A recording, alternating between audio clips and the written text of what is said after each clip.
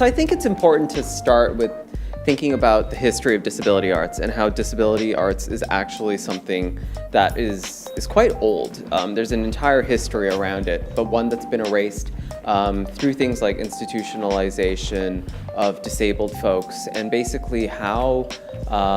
when we think about the frameworks that they're working in, oftentimes it's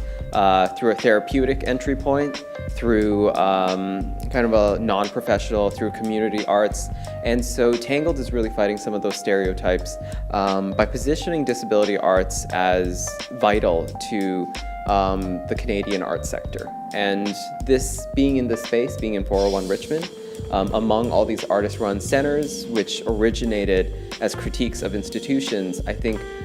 Tangled is situated really importantly as works grounded in social practice, works grounded in a framework that challenges and disrupts what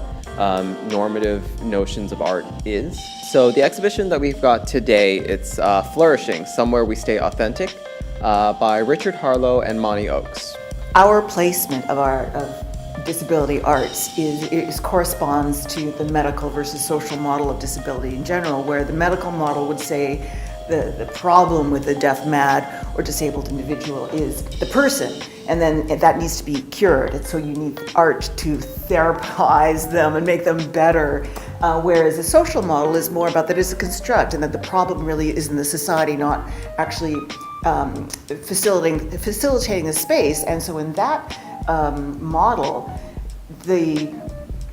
opportunity of disability art is to actually bring out something that the deaf, mad,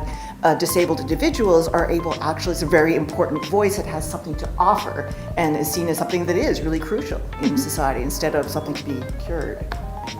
Yeah, and I think one thing that Tangled does really well is our entire staff is disability identified and diverse in all aspects of identity. So we come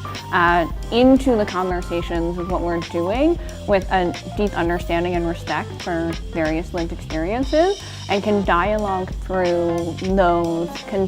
conflicting access needs and really come up with the best solution for that particular time. Understanding that, yeah, all people are different, humans are different, bodies are different, needs are different, and we kind of are always dialoguing about what's best and what's next and what we can do better and what we can improve on, and ensuring that we're not only furthering the conversation about access, but also really becoming a place where those conversations can be had where we're not even a part of them, that we're allowing our audience members and our artists to push forth those conversations, and that we become active in listening to then push forth our practices and our conversations.